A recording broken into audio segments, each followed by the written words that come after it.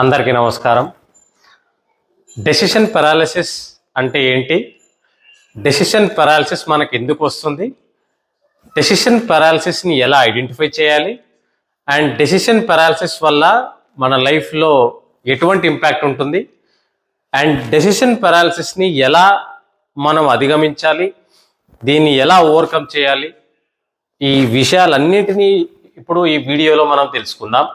So దయచేసి skip చేయకుండా చివరి వరకు చూడండి. డెసిషన్ పారాలిసిస్ అంటే ఏంటి?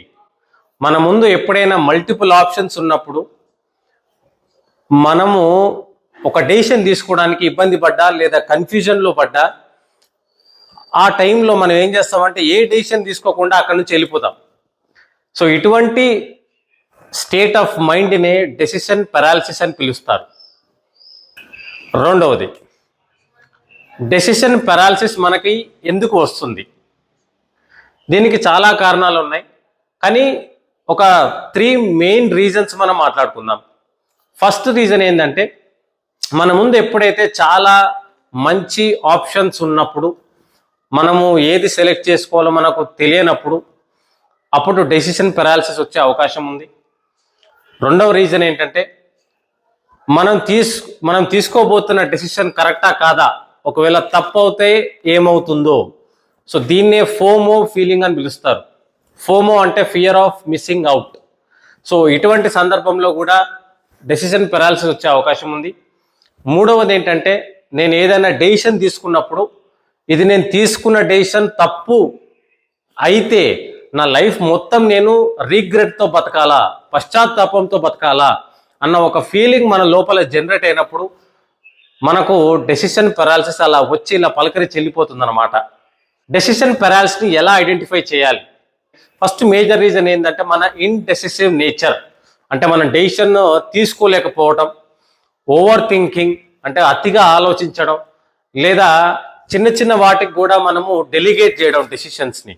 డెసిషన్ పారాలిసిస్ వల్ల మన లైఫ్లో జరిగే ఇంపాక్ట్ ఏంటంటే, మన ప్రొడక్టివిటీ తగ్గిపోతుంది, మన ఎఫిషియన్సీ తగ్గిపోతుంది. సో దానివల్ల మన లైఫ్లో మన జీవితంలో ముందుకు వెళ్ళలేని పరిస్థితి వస్తుంది. సెకండ్ పాయింట్ ఏంటంటే, మన మెంటల్ హెల్త్ దెబ్బతింటుంది ఓవర్ థింకింగ్ వల్ల. అంటే మనం ప్రతి చిన్న దాన్ని కూడా భూతద్దంలో లాగా పెట్టి ఆలోచిస్తూ ఉన్నాం. సో ఫోర్త్ స్టెప్ ఏంటంటే, డెసిషన్ పారాలిసిస్ని ఎలా నేను ఓవర్కమ్ చేయాలి లైఫ్లో. దీనికి ఒక 4 పాయింట్స్ ఉన్నాయండి. ఫస్ట్ పాయింట్, డెసిషన్ మేకింగ్ మ్యాట్రిక్స్ని తయారు చేసుకోవడం. ఫర్ ఎగ్జాంపుల్, మనము ఒక ఐస్ క్రీమ్ పార్లర్కి వెళ్ళాం, మనకు ఐస్ క్రీమ్లు తీసుకోవాలి మనకి మన ఫ్యామిలీకి. అయితే అక్కడ చాలా రకాల ఐస్ క్రీమ్స్ ఉన్నాయి. నేను ఏ ఐస్ క్రీమ్ తీసుకోవాలో నాకు తెలియదు. రకరకాల ఐస్ క్రీమ్స్ నేను ఫస్ట్ రాసుకుంటాను. ఫస్ట్ ఒక చాక్లెట్, తర్వాత వెనీలా, తర్వాత బటర్ స్కాచ్, తర్వాత బ్లూబెర్రీ. అలాగే రోజ్ దగ్గరకు వచ్చేసరికి నా బడ్జెట్ ఏంటి, క్వాలిటీ ఎలా ఉండబోతుంది, టేస్ట్ ఎలా ఉంటుంది, అండ్ నాకు కావాల్సిన క్వాంటిటీ ఎంత.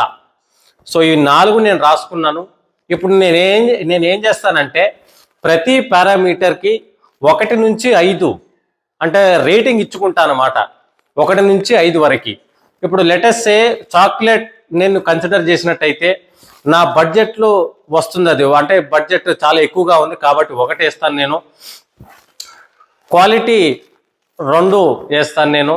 టేస్ట్ వచ్చేసరికి చాలా బాగుంటుంది కాబట్టి నేను 5 వేస్తాను. క్వాంటిటీ నాకు ఎక్కువ అవసరం లేదు, నాకు కొన్నే కావాలి, సో 3 వేస్తాను నేను. అట్లాగే వెనిలాకి ఇది నా బడ్జెట్లోకి వస్తుంది కాబట్టి 5 వేస్తాను. క్వాలిటీ పర్లేదు బాగానే ఉంటుంది కాబట్టి 3 వేస్తాను. టేస్ట్ కూడా బాగానే ఉంటుంది కాబట్టి ఒక 2 వేస్తాను.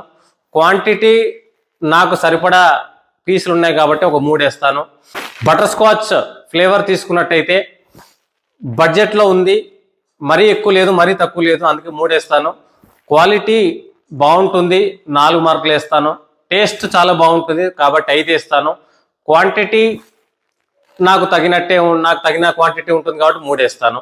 అట్లాగే లాస్ట్ బ్లూబెర్రీ ఫ్లేవర్ తీసుకున్నట్టయితే నా బడ్జెట్లో చాలా మంచి అంటే దగ్గరగా ఉంది ఇది నా బడ్జెట్కి కాబట్టి 4 వేస్తాను. క్వాలిటీ మోస్తరుగా ఉంటుంది సో 3 వేస్తాను. టేస్ట్ కూడా బాగానే ఉంటుంది కాబట్టి 4 వేస్తాను. నా క్వాంటిటీ నాకు సరిపడా పీసులు నాకు ఉన్నాయి కాబట్టి నేను 3 వేస్తాను.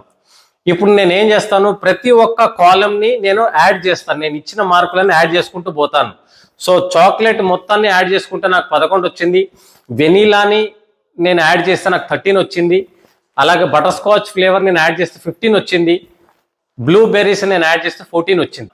సో ఈ విధంగా మనము ఒక ఎగ్జాంపుల్ తీసుకొని ఇలా మ్యాట్రిక్స్ చేసుకోవడం వల్ల మన డెసిషన్ మేకింగ్ ఏదైతే ఉందో అది ఈజీగా మనం తీసుకోవచ్చు. ఈ డెసిషన్ పెరాలిసిస్ మనకు రాకుండా ఉంటుంది.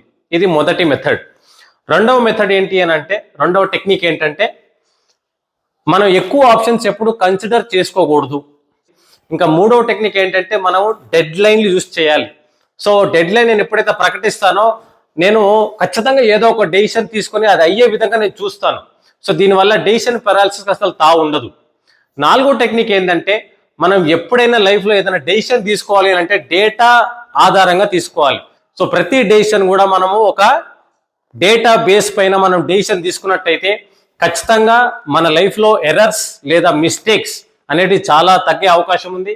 తద్వారా మన లైఫ్లో ఎఫిషియన్సీ పెరుగుతుంది, ప్రొడక్టివిటీ పెరుగుతుంది, మన లైఫ్ మనకు ఏదైతే టార్గెట్స్ అచీవ్ చేయాలనుకుంటామో అది ఈజీగా మనము అచీవ్ చేయగలుగుతాం. సో ఇప్పుడు చెప్పిన 4 టెక్నిక్స్ ద్వారా మన లైఫ్లో నుండి డెసిషన్ పెరాలిసిస్ మొత్తం కంప్లీట్గా ఎలిమినేట్ చేయొచ్చండి. సో ఈ వీడియో కనుక మీకు నచ్చినట్టయితే దయచేసి లైక్ చేయండి, షేర్ చేయండి. సో ఇప్పటి వరకు నన్ను సపోర్ట్ చేస్తున్నందుకు, నన్ను ఆదరిస్తున్నందుకు మీ అందరికీ ధన్యవాదాలండి. Thank you so much for watching. జై హింద్.